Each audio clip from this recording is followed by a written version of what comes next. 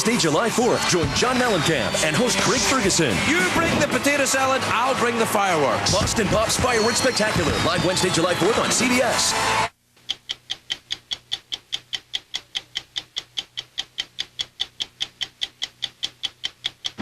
There may be debate about whether we have enough troops in Iraq, but there's no question that when an American falls in battle, no one's cutting corners in the effort to save his life. From massive flying intensive care units to combat hospitals in the midst of the action, the wounded are being saved like never before with a combination of science, speed, and guts. No one dies on the back of my helicopter. I'll do CPR all the way into the end.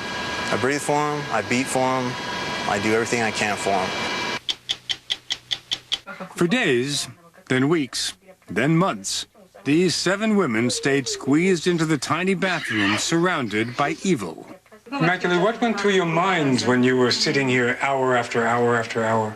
How they're going to catch us, where they will start cutting you. Yeah. If they will rape you first, you know, it's like thinking about it. In other words, thinking terrified thoughts. Exactly. And so you were terrified all the time you were in there. Completely. And they all expected to be killed, eventually. My name is Maximus Decimus Meridius. If Russell Crowe isn't the best actor working today, he is certainly their equal. Intelligent, incredibly talented, he can also be volatile, combative, even a little menacing. You were doing a play in Australia and that you headbutted one of your fellow actors. Yes, he was screaming at me at the time. He was calling me all manner of things, and all the other cast were holding my arms.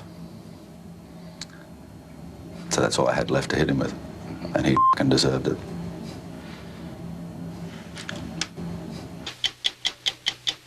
I'm Steve Croft. I'm Leslie Stahl. I'm Bob Simon. I'm Morley Safer. I'm Scott Pelley.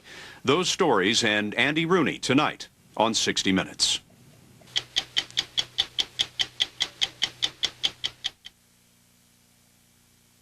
Look left. Look right.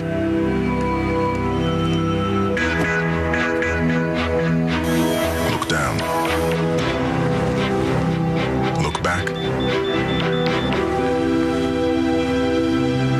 Everywhere you look, it looks with you. Total Vision technology, only in the finest luxury crossover ever. What are those? Dibs, bite-sized ice cream snacks. They're good.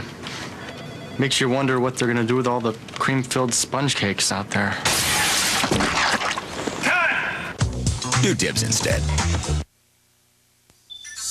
I want a refrigerator that's energy efficient, even when we're not. I want it to clean and sanitize. I want a dishwasher that gets my dishes clean. Really, really clean. I want to help. Introducing Appliance Specialist at Best Buy. With extensive training on every appliance and the latest features, they can help you find just what you want. Right now, get 10% off all major appliances at Best Buy. If you suffer from allergies, more effective relief is on the way. Benadryl, proven more effective than the leading allergy medicine at relieving your worst allergy symptoms. Get Benadryl, proven more effective. The Taylor family saved up to send their son Nate to music camp in Canada. The family sent the cello with FedEx Ground.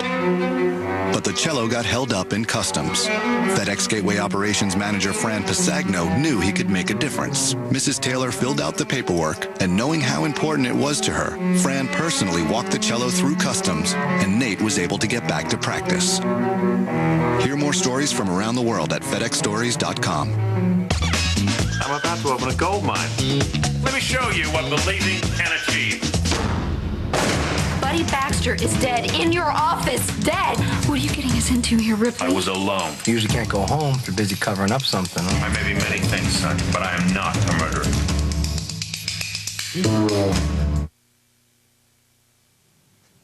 21st century science and old-fashioned guts are revolutionizing combat medicine for our troops. In Iraq, the medical units made famous by MASH have been retired in favor of new combat hospitals set up in the midst of the action. One thing that hasn't changed, though, is the courage of the medics, doctors, and nurses who are saving lives like never before. Last year, we went to see the action up close. We met 2 wounded Americans, Marine Corporals Kenny Lyon and Brad Folks.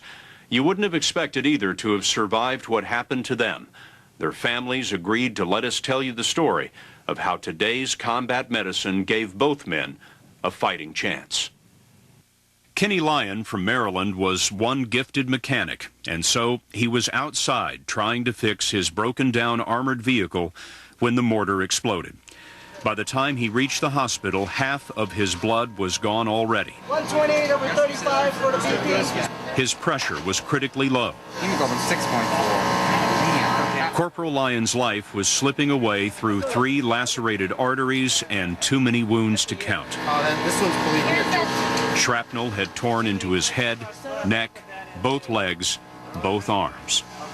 His left foot there on the bottom was turning white, no circulation. Paulette Shank is a lieutenant colonel in the Air Force Reserve. Back home, she's a nurse anesthetist in a hospital near Philadelphia. It's a battle. You know, sometimes people are fighting to die on the table, desperately. Fighting to die? Meaning their body is going further and further down the wrong direction. They need us to be able to resuscitate them so that we can stop that negative spiral downward, so that we go back to the spiral of life. Shank supervised the operating rooms of the Air Force Theater Hospital. This is the war's busiest trauma center, an encampment of 32 tents on the Balad Air Base north of Baghdad. The 332nd Expeditionary Group has 400 staff and more than 300 trauma patients a month. To be close to the patients, the hospital is close to the battle. In the background, there's the sound of incoming wounded that beats against the canvas like an alarm. When you hear the helicopters coming in, is there a sense of dread about what's going to come through the door next? I think it's the next challenge is coming through the door. To ward off that ugly death man who wants to take away your person, and it's your job to make sure he's not successful today. The day Kenny Lyon was wounded, another Marine, Brad Folks, was hit by a roadside bomb. He's from West Virginia, a 2-time state boxing champion. Suddenly, in the fight of his life, the day before his 23rd birthday, Corporal Folks made it to the Army's 10th Combat Support Hospital in Baghdad. So you just relax, okay? And we'll let you know every time we move you.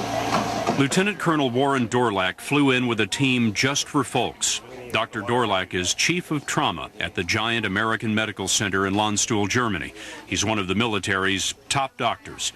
He came himself because of Folks' condition. Folks lost a lung, his kidneys are failing, and half his body is burned. I think his overall prognosis just from his burn alone is actually very good.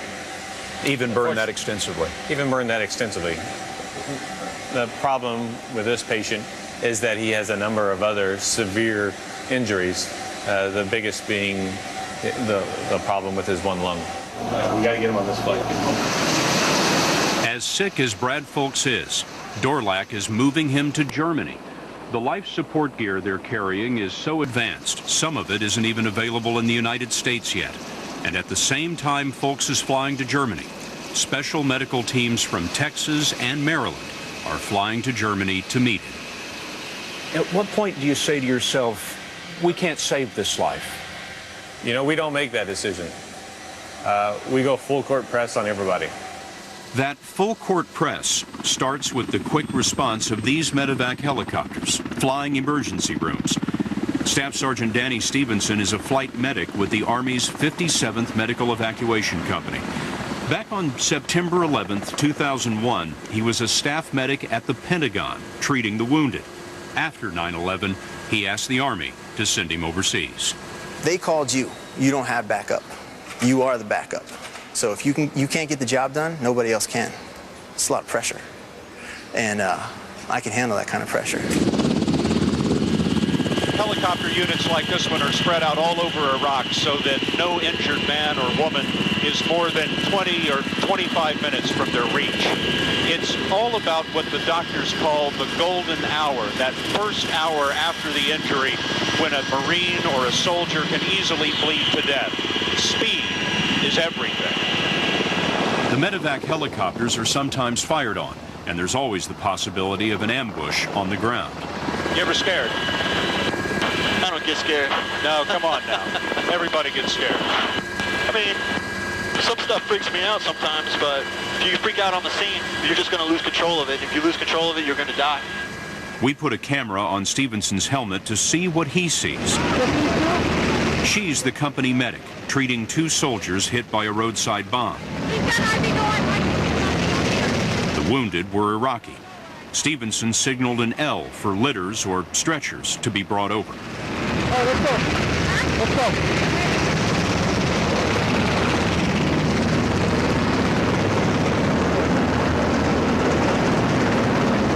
Just 17 minutes take off to touchdown. The wounded reach the hospital, and they will survive. No one dies on the back of my helicopter. I'll do CPR all the way into the end. They die in the hospital, and that's where it stays. You keep them alive. That's right. I breathe for them, I beat for them, I do everything I can for them. Back in the hospital, Kenny Lyon, the mechanic from Maryland, had moved into the operating room. 5 surgeons worked from head to toe. They pumped in blood, 10 units, 20 units, 30 units and more. They couldn't stop the bleeding in his left leg. Paulette Shank, the nurse we met earlier, watched the amputation. It's ugly. This is the ugly side of war. But at least if they can control the bleeding now, at least has a better chance of survival. A better chance, but Lyon ran through all the blood they had. A call went out for donors. I'll get you more. Shank was first in line. Our job is to resuscitate, to allow the surgeons time to stop the bleeding. And you try. It's so hard. And sometimes you're not successful. And it hurts. You feel like you let the soldier down. You know, the wicked death spiral won in that event. And you fought so hard. You fight so hard against him winning. Yeah. And sometimes he wins. Maybe it was Shank's blood that made a difference, but more blood bought more time. Lyon's surgery would go on for hours. That same night, Brad Folks, the burned Marine from West Virginia, was loaded onto a C-17 cargo plane, rigged for intensive care, and bound from Iraq to Germany. He's improving? Yeah, actually, from the time we picked him up at the Combat Support Hospital, slowly along the way, he's been continuously improving. Some patients, sedated, will never know they were on the flight. Others can't seem to leave their memories behind. The setup on these planes is a big innovation. Doctors have even performed surgery on board. In Vietnam, it took about 40 days for the wounded to get to the States. Now, it's as little as 3 days. Back in the hospital, we found that nearly half of the patients aren't Americans at all. Many are Iraqi civilians, like this boy named Anas, who was wounded in a bombing, and this teenage girl who came in with a head wound. They took her to the CT scanner and found shrapnel had cut across her brain. There was nothing they could do for her but offer a last touch before dying.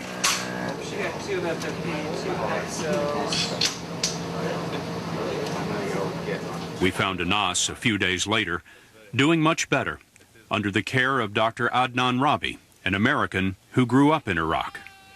It is very sad, actually, to see all of these casualties of war, innocent people, but that's a heavy price.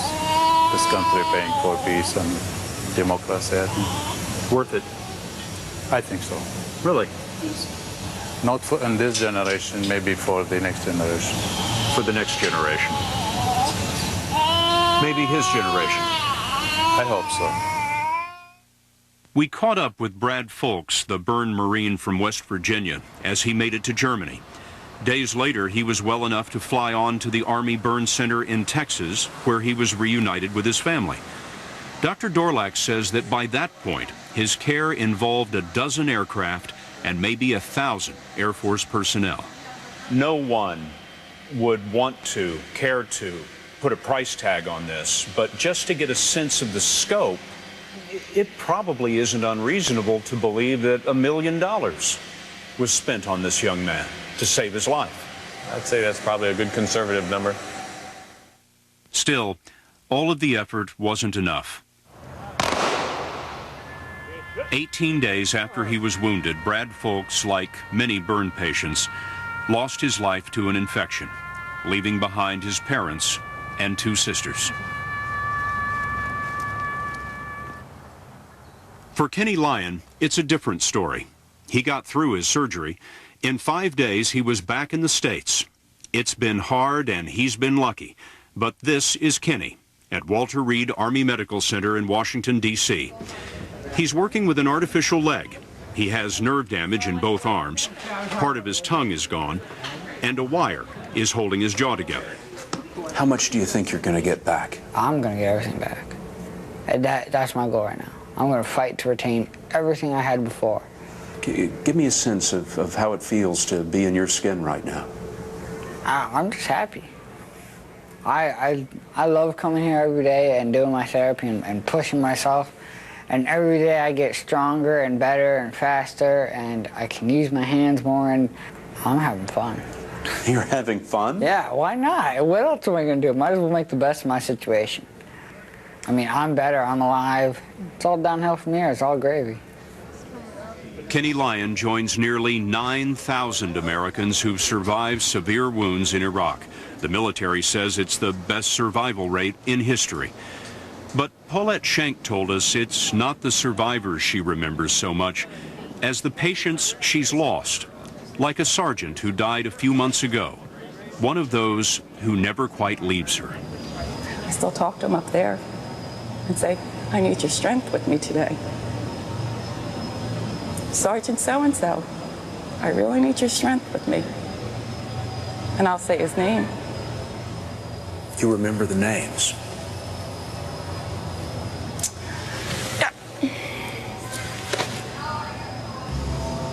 I hear a helicopter.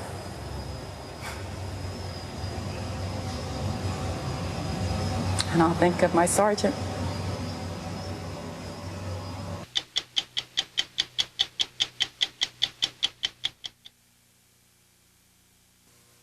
CBS News Money Watch Update, sponsored by Prescription Flomax.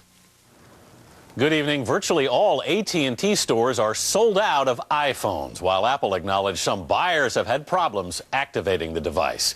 Gas fell to $2.96 a gallon, down 4 cents in 2 weeks. And Ratatouille cooked up a winner at the weekend box office. I'm Anthony Mason, CBS News. Here's to men, to guys who want to spend more time having fun and less time in the men's room. And here's to Flomax. It may relieve male urinary symptoms due to BPH, also called an enlarged prostate, in 1 week. Only your doctor can tell if you have BPH, not prostate cancer. Common side effects of Flomax are runny nose, dizziness, and decrease in semen. Upon standing, a sudden drop in blood pressure may occur, rarely resulting in fainting. So when starting Flomax, avoid situations where injury could result.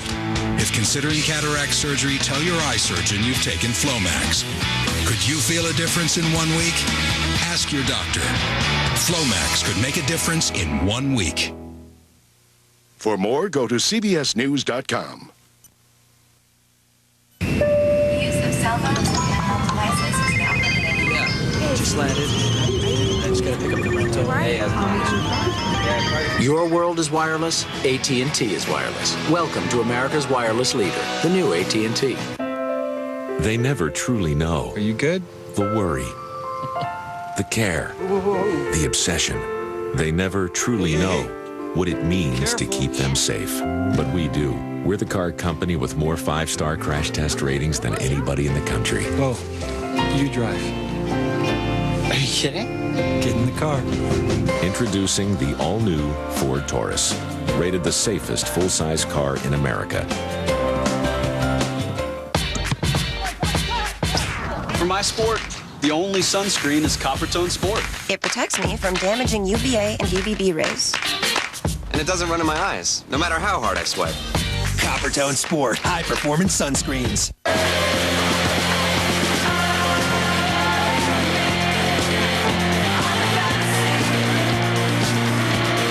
Your world is wireless, AT&T is wireless. Welcome to America's wireless leader, the new AT&T. CBS Thursday. We're back. How will Big Brother make this the best season yet? Not one, but two huge twists. Oh my gosh! Psycho.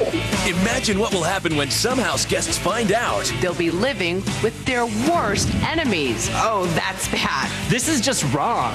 And in a Big Brother first, you'll control one house guest's every move. Pack it up, buddy. You better stay out of my way. Julie Chen hosts the new Big Brother, Thursday on CBS. I love America. I was an orphan when the Duques took me in. Pancho, he was like a father to me. His battles are my battles. Duque name meant rum, not sugar. Sugar is the new oil. His daughter is my wife. As of tomorrow, Alex will run the company. This is not okay with me. His enemies We've let our neighbors dictate our sugar fortunes long enough. are my enemies. You will never threaten my family again. I'm the one that you will deal with now.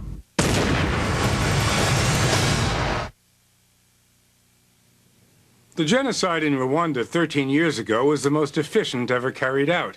800,000 people were slaughtered in just 100 days. Rwanda's minority tribe was almost wiped out. Those who managed to survive did so with a combination of courage, cunning, and dumb luck. One young college-educated woman from a remote village told us her incredible and inspiring survivor's tale last year. Immaculée Ilibigeza told us she was finally speaking out in hopes of preventing further atrocities not only in Rwanda, but in Darfur and other places where massacres loom on the horizon. Yeah. In Rwanda, a green and hilly and tranquil-looking land, Immaculée saw something in the distance 13 years ago and realized life would never be the same. And I remember looking up to the hill next across to the river, and I saw somebody actually with a machete cutting somebody. And we were all like, wow, something's happening here. They're going to kill us. You saw it over there? Over there. With somebody, you can still see a person was cutting, and somebody was screaming. People were screaming all over the country. The genocide had begun. It was extremely low-tech. No gas chambers here, just machetes, spears, and knives, wielded by Hutus, the majority tribe, as they tried to wipe out the minority Tutsis. There were no organized roundups as there had been in Nazi Germany. Tutsis were slaughtered in their tracks wherever they were found. The killing fields were everywhere. When it was over, 3 out of every 4 Tutsis in Rwanda had been killed. When it began, Immaculée's father told her to run to a minister's house 3 miles away and to beg him to hide her.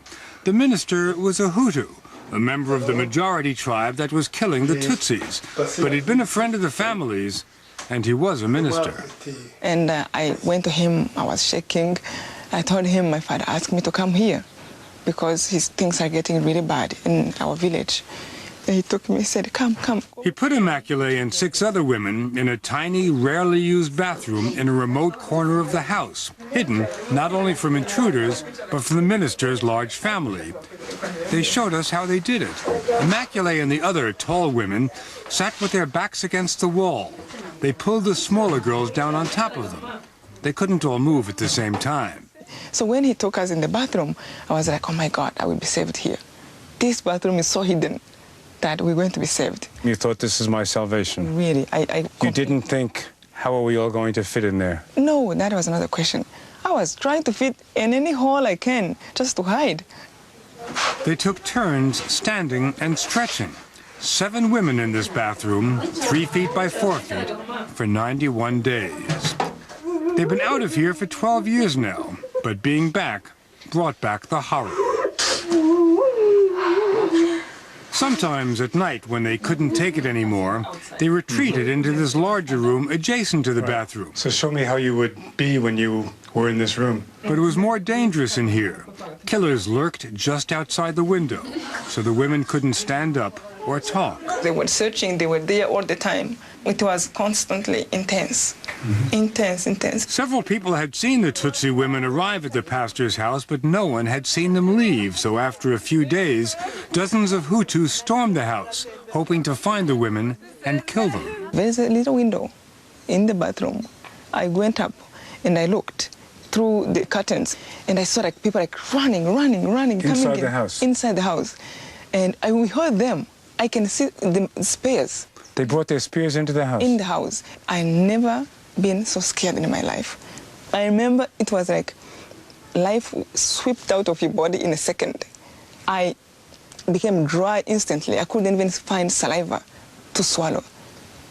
Pastor Simeon Nahabimana showed us how he tried to divert the killers away from the women. He showed them other bedrooms and urged them to search his attic. And he was telling them, I send them away. Those girls, I send them away. They can help themselves. I don't want to be in trouble. The first time the killers came here to search your house, did you think they were going to find the women and kill everyone, including yourself? Yes, I thought so. I thought that if they had seen them, they would have forced me to kill them, or they would have killed me and killed them as well. You think they might have forced you to kill them? That's what they did elsewhere. Wherever they found somebody hiding people, they forced them to kill them, and afterwards, they also killed the person. The door was always closed. During the first search, one killer actually put his hand on the door leading to the bathroom, but he never opened it. After that, the pastor showed us how he moved a bureau in front of the door to hide it from future searchers. Everything outside the bathroom where Immaculée and the others were huddled, the entire country, had become a killing field. Hutus armed with machetes searched every house, every hill, and killed every Tutsi they could find. What prompted the genocide? There are things you can point to. The Hutus had long-standing resentments against the Tutsis who formed the nation's elite. They had the better houses, better jobs. Radio Rwanda broadcast calls day and night for the Hutus to go out and kill Tutsis. And the Hutus were told by their own leaders that if they didn't join the killers, they would join the dead. There are these things you can point to, but do they explain what happened? What could possibly explain what happened? Here's one explanation from one killer who'd been Immaculée's neighbor. Alex Nibiruki spent 11 years in prison after admitting he killed 6 people. They told me that I would be rewarded with a piece of land and a banana plantation. They told the same to other people, but you see, they didn't give me any banana plantation. They told you you would be rewarded with a banana plantation if you did what? They told us to kill, and we killed. We just did it. What exactly did you do? I got my machete and a nail-studded club and started killing. He killed his neighbors and told us he had nothing against any of them. 2 were Immaculée's second cousins. How did you kill them? I chopped one with a machete and killed the other one with the nail-studded club.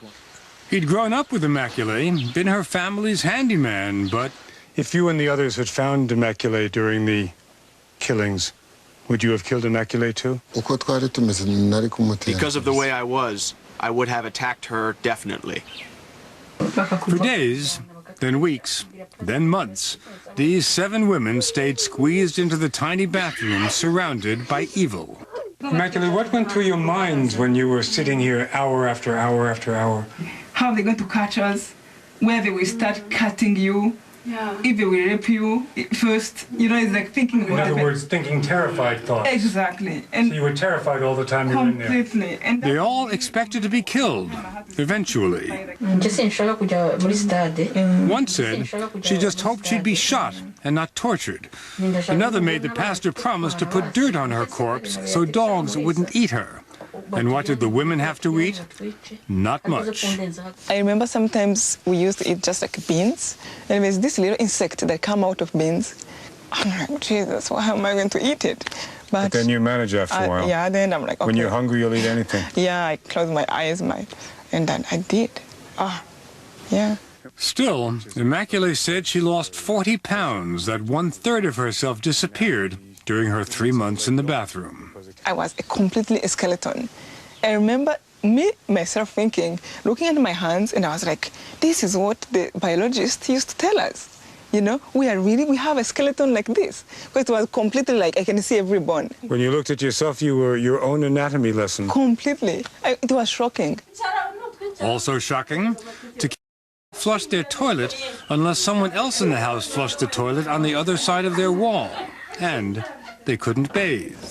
So for 3 months you couldn't wash at all? At all. We didn't have any next clothes or any toothbrush to brush our teeth, nothing. We couldn't. Once when the killers came into the house searching for you, you actually heard one of the killers shout your name? Yeah, I did, yeah. I heard somebody calling my name. That he said actually that he have killed 399 cockroaches. And he wanted me to be the 400. Cockroaches is what the Hutus called the Tutsis. Oh my gosh. I was so scared that he knows where I am. He's so sure. It was like dying alive, really. When I remember the pain of that place, it was like every day you are like something is dying slowly, dying thousands of times, yeah. The pastor left his bedroom radio on so the women could hear the news. After 3 months of genocide, they heard that French troops had finally arrived in Rwanda to protect surviving Tutsis, and that one French camp was just a few miles away. Immaculée persuaded the pastor to sneak them there in the middle of the night. 2 in the morning. 2 in the morning, yeah. That was a Liberation Day, really. Liberation Day. Yeah. How did you do it? Yeah, we stood up, first of all, never really much standing up, if I can remember. I remember fixing my knees, like I couldn't walk. But they managed to walk and run, concealed by the night, to the French compound. And when we reached the gate, I was like, "We are Tutsi, please help us." So he said, "Okay, come in." We went in. For the first time in 3 months, I saw somebody genuinely having pity on us. She was safe, but soon sorry because Immaculée learned that her 2 brothers and her mother and father had all been killed. Her father had been shot trying to get food for his neighbor's children. And then we took his body to put it on the roadblock. They took your father's body to put on a roadblock? Yeah. So your father's body became part of a roadblock? A roadblock, yeah. After 100 days, a Tutsi army formed in exile had captured most of the country and stopped the genocide. Today, Tutsis are still in control and are sharing power with Hutus. The economy is coming back. Hundreds of thousands of Tutsis have come back from exile. And these dancers are singing that tourists should come back too. The country may be peaceful, but it's still on edge. Some Hutus want to resume the genocide. Some Tutsis still want revenge. Immaculée knows Rwandans can never forget, but she believes they must forgive. Revenge, she told us, only prolongs the pain. And I don't want it. I don't want them, after killing my family, to give me this luggage in my heart, in my belly, you know, to hold this anger. So she has even forgiven Alex, the man who killed 2 of her relatives and who would have killed her. You didn't feel angry when you saw him, not at all? No, I was. You weren't tempted to take his head and shake it against a brick wall? No, I completely, in my heart, I was aware that it won't do anything, it won't change anything, it won't change his heart, it won't bring people he killed. No, but it might have felt good. It doesn't. That's the funny thing. It won't. I know well. Now she's a woman on a mission to spread the story of the genocide, hoping it can prevent future atrocities. She's written a book, she's giving lectures. She's determined to stop the inevitable revisionists who claim the genocide never happened. You started to hear on radios people denying that it wasn't genocide. And that almost takes your breath away. Like, what I have lived is not a genocide. What is a genocide? Every child, every woman, every man, Tutsi, at least in my village, as I have seen, is dead.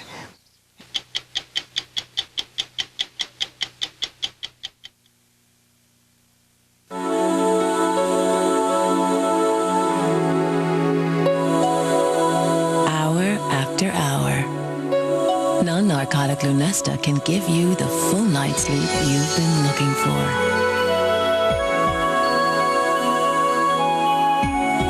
To get a full 7 to 8 hours of restful sleep, talk to your doctor. Lunesta helps you fall asleep quickly, so take it right before bed. Be sure you have at least 8 hours to devote to sleep before becoming active. Until you know how you react to Lunesta, you should not drive or operate machinery. Do not take Lunesta with alcohol. Most sleep medicines carry some risk of dependency. Side effects may include unpleasant taste, headache, drowsiness, and dizziness.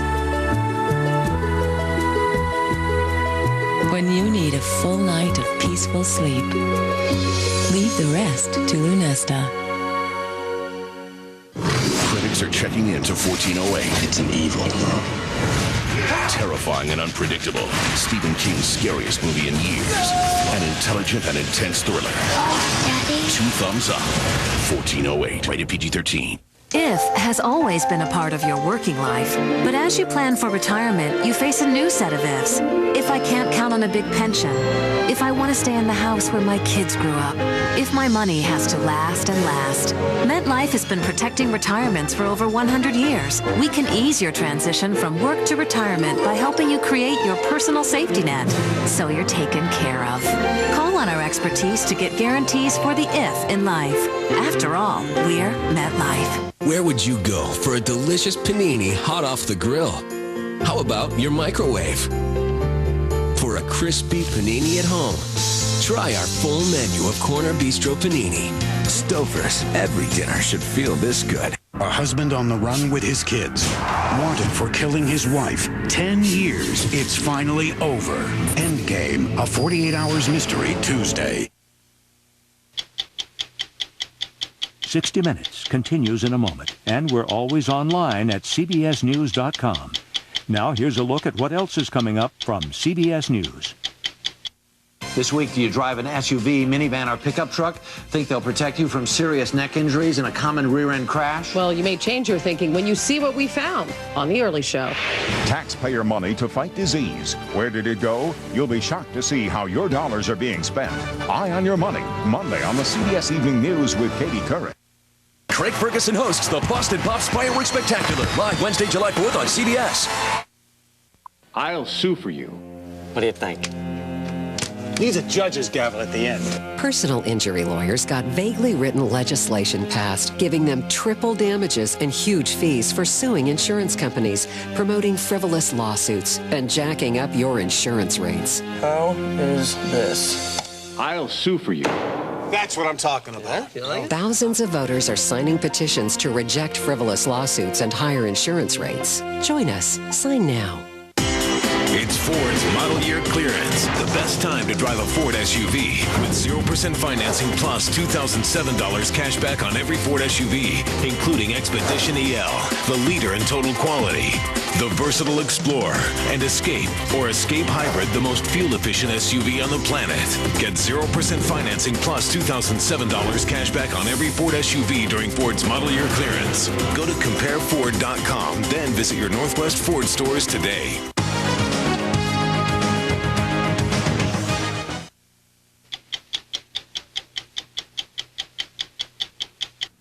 If Russell Crowe isn't the best movie actor working today, he's certainly their equal.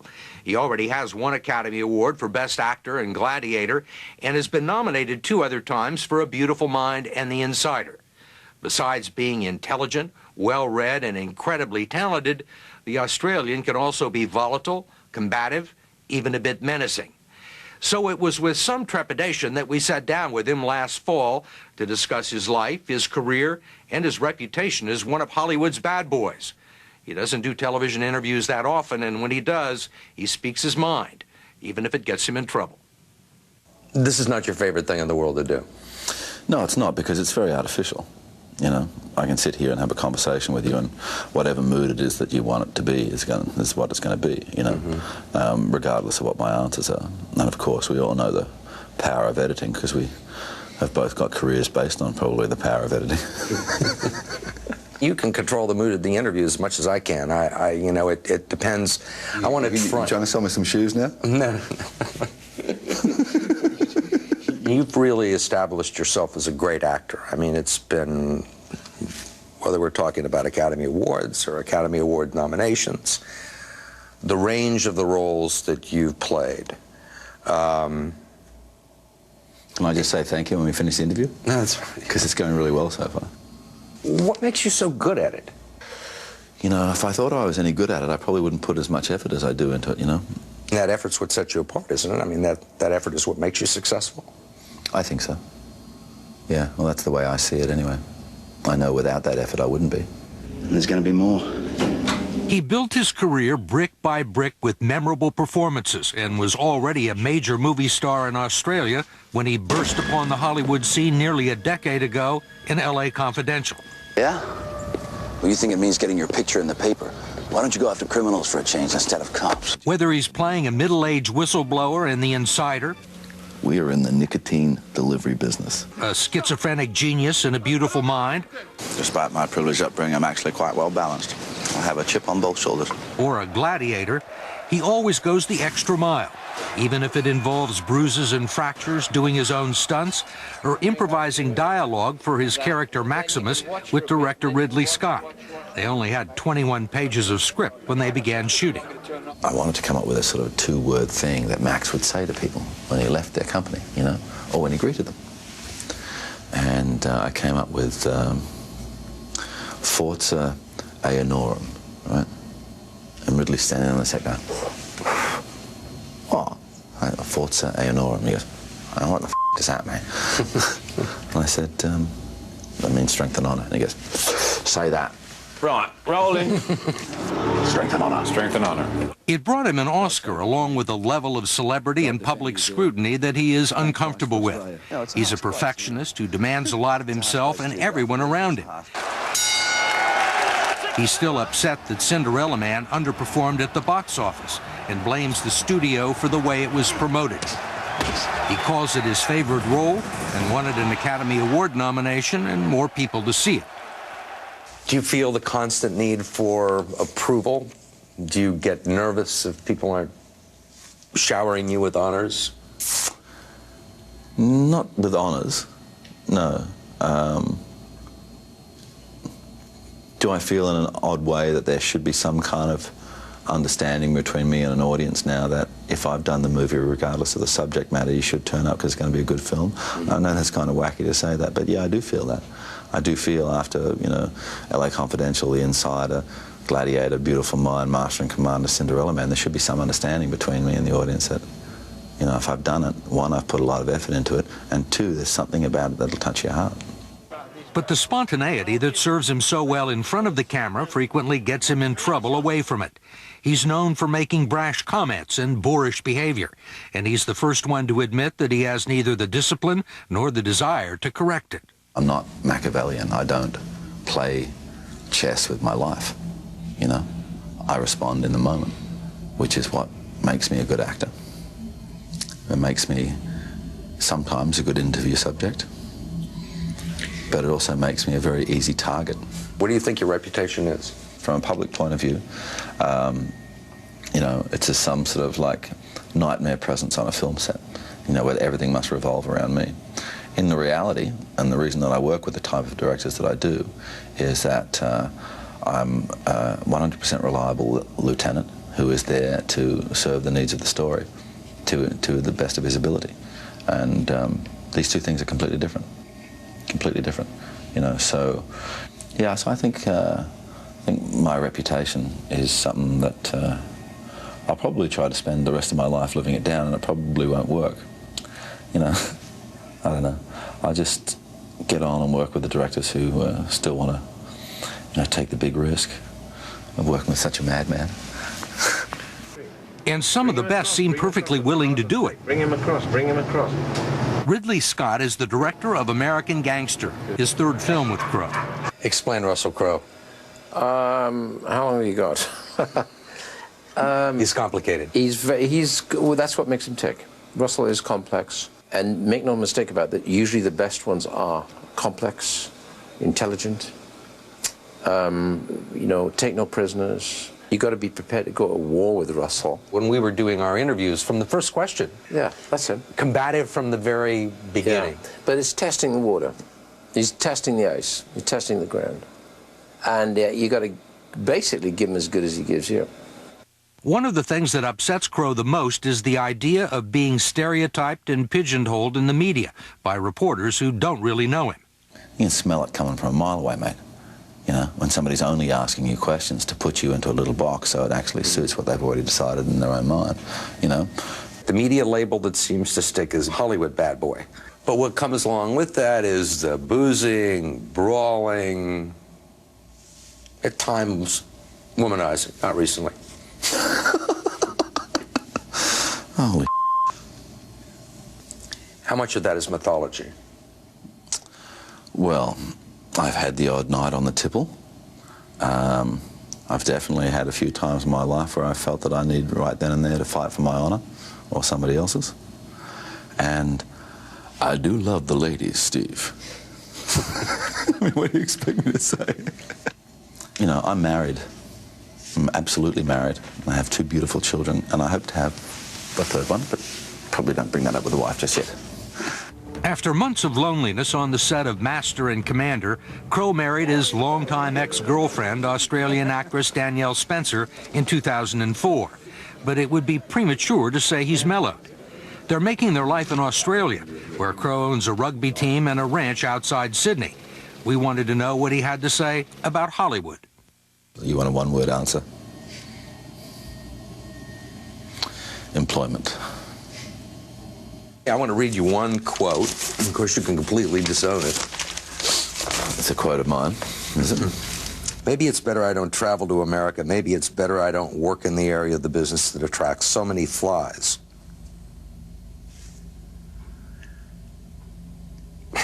This is a little more blunt than you just put. You got any footage of me walking to the courthouse in Manhattan? Probably. That's my answer. This is the scene Crowe is talking about. The occasion was a 2005 court appearance at which he entered a plea of guilty to 3rd-degree assault. It followed an incident at the Mercer Hotel in which Crowe threw a telephone at a desk clerk because he was unable to complete a phone call to his wife in Australia. It was a $160 fine, Stephen. So it wasn't important as 200 press people turning up to a courthouse, was it? You know, trying to bash my wife in the head with their cameras, falling over each other, cameramen jumping on top of each other and trampling each other on the ground. It wasn't that important, man. You know, where I come from, a confrontation like that, as basic and simple as that, would have been satisfied with a handshake and an apology. But not this time.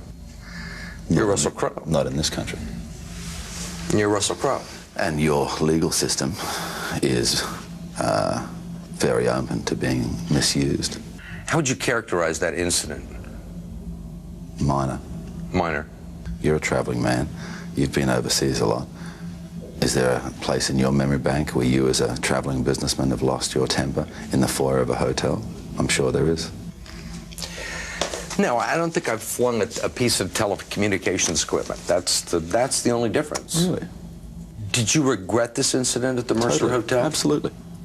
Of course I did. You know, it was unreasonable of me, you know, in terms of taking out my frustrations on that individual. It cost Crowe more than the $160 fine. He reportedly paid the desk clerk a $100,000 settlement to avoid a civil lawsuit, and the incident damaged his reputation. He blamed it on massive jet lag, his disappointment over Cinderella Man, and being separated from his family. I mean, it's not the first time it's happened, but there have been a number of incidents of... There's been a number of reports. Number of reports, right. And the percentage of real incidents to reports is probably about 10%. You were doing a play in Australia and that you headbutted one of your fellow actors, Peter Cousins, and that... Yes, he was screaming at me at the time. He was calling me all manner of things, and all the other cast, or the 3 other principal guys that I worked with, or that I shared a dressing with, were holding my arms. So that's all I had left to hit him with, and he f***ing deserved it.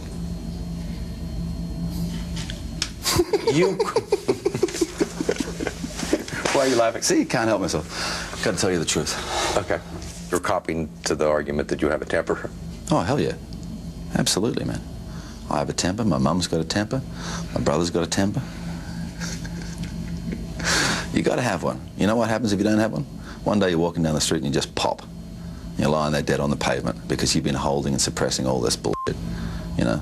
I mean, do you think you have some sort of an, I mean, you have a problem with your anger. Do you have a problem with your anger? No. No, I don't. You know, if it's, oh, I'm not even going to give you the benefit of answering it in those terms, no. I live a real life, man. It's complex, you know? Some days are absolute diamonds and some days are dog same as everybody else. Unfortunately, some days that are diamonds, I've taken them and turned them into dog But you live and you learn. Crowe says his combativeness comes from his struggle to be taken seriously as an actor, and that cultural differences between Americans and Australians cause people to misjudge him. What he thinks is honest and direct is interpreted as arrogant and rude. And even those who don't like him say his outbursts of anger are often followed by extreme generosity and even contrition. I don't know, I think I'm just a kid, man. You know, I take everything and people at face value, which probably gets me into trouble a lot because, you know, somebody asks me a question, then I tend to answer it from my heart. And it's not always clever in this day and age, you know, so I'd never make a politician. But, you know, I love the job. Asked all the questions, got answers to everything, didn't get punched out. You must be one of the lucky ones, Stephen.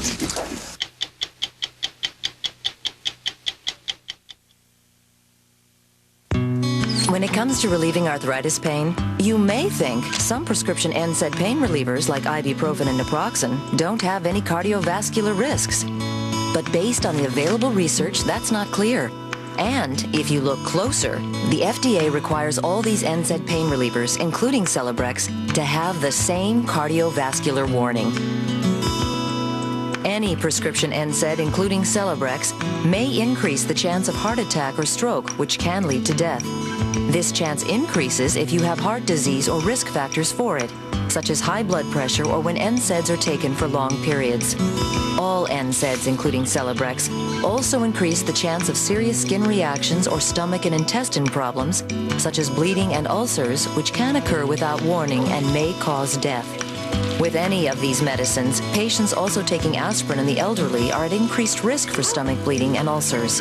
While all NSAIDs have some of the same warnings, they all treat arthritis pain. But since individual results may vary, having options is important. An NSAID like Celebrex may be one option. In fact, prescription Celebrex has never been taken off the market.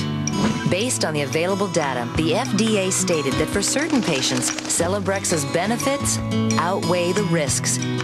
But only you and your doctor can make that decision. Let's dive deeper. In clinical studies, a lower percentage of patients on Celebrex reported indigestion, abdominal pain, and nausea versus prescription ibuprofen and naproxen. Celebrex can be used with low-dose aspirin. Other prescription NSAIDs aren't generally recommended with aspirin.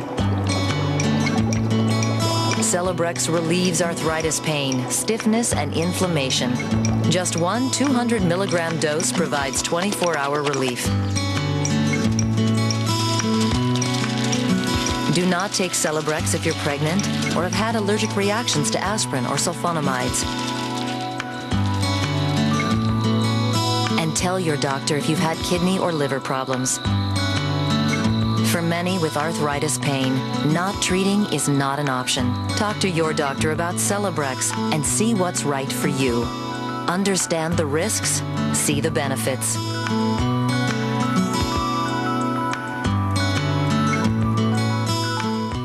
Zero means nothing, but 7 of them adds up to the biggest bankroll in television history. $10 million. Who will win it all? The Power of 10, Tuesday, August 7th on CBS. A wife vanishes. A husband and kids on the run. Tuesday.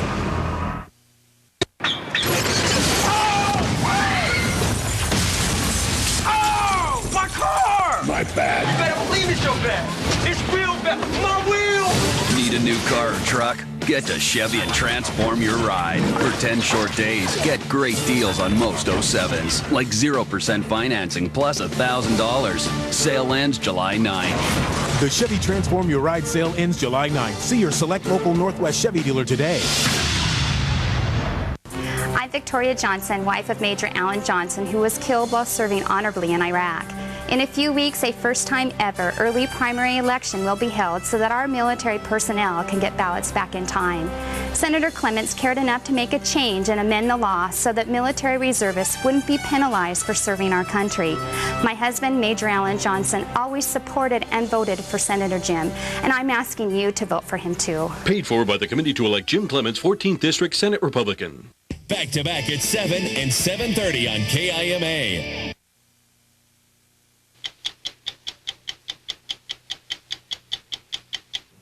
Again tonight, here's Andy. The milk we get from cows has always had a special standing among the foods we eat.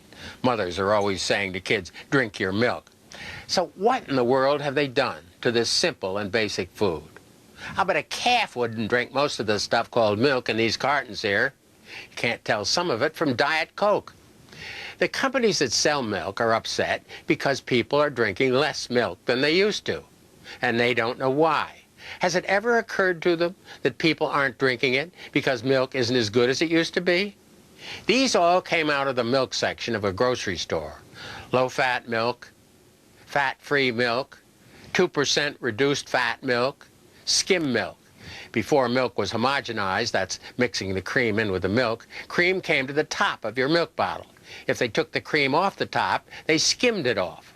What this ought to be called is not skim milk, but skimmed milk. Saturated fats are bad for our arteries, we all know that. But do you know how much fat milk has in it as it comes from a cow? Well, about 3.2%. So 2% is no big reduction. I like half and half on my shredded wheat. But when I say half and half, I mean half milk and half cream.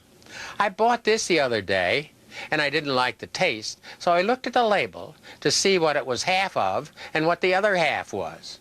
Listen to these ingredients. Non-fat milk, corn syrup solids, artificial color, sugar, dipotassium phosphate, sodium citrate, monodiglycerides, carrageenan, natural and artificial flavors, vitamin A palmitate. This is half and half, not half anything I want. It has nothing to do with something as good as milk. This is 3.2%. They call it whole milk. Well, why don't they just call it milk? Some of this other stuff tastes more like whole water. They all like to use the words farm or dairy on their cartons. This comes from Farmland Dairies in Wallington, New Jersey. We went to Wallington looking for a dairy farm. The address was 520 Main Avenue. This is the farm. No cow in sight here. My suggestion, if they want to sell more milk, is that they go back to selling what comes out of a cow. I'm Leslie Stahl. We'll be back next week with another edition of 60 Minutes.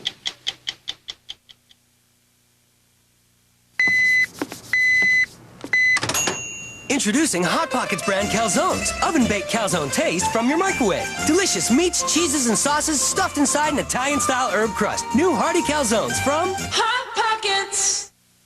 Wouldn't you know it? One moment we're on the road to romance, when suddenly it gets interrupted. That's why for guys like me with ED, there's Cialis. Cialis is the only erectile dysfunction tablet clinically proven to both go to work fast in as little as 30 minutes for some men and work up to 36 hours. The fact that Cialis can work fast is great, but having up to 36 hours gives me the option of being ready once the moment is finally right. Tell your doctor about your medical conditions and all medications and ask if you're healthy enough for sexual activity. Don't take Cialis if you take nitrates for chest pain, as this may cause an unsafe drop in blood pressure. Don't drink alcohol in excess with Cialis. Side effects may include headache, upset stomach, delayed backache, or muscle ache. To avoid long-term injury, seek immediate medical help if you experience priapism, an erection lasting more than 4 hours. If you have any sudden decrease in vision, stop taking Cialis and call your doctor right away. Why ask your doctor about Cialis? Because even after an interruption, you can still be ready. When the moment is right, you can be ready with Cialis. She woke up knowing today would be the day.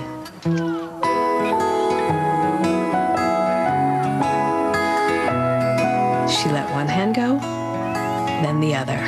Such bravery, I thought. And so, for the girl with the tiny little hands, something good for the tiny little tummy.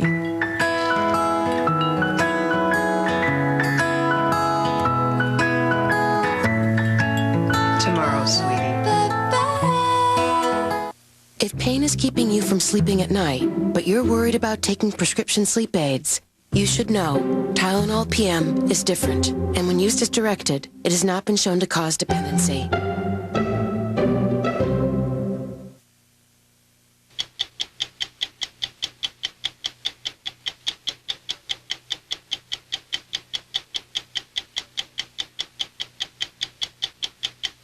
Keep their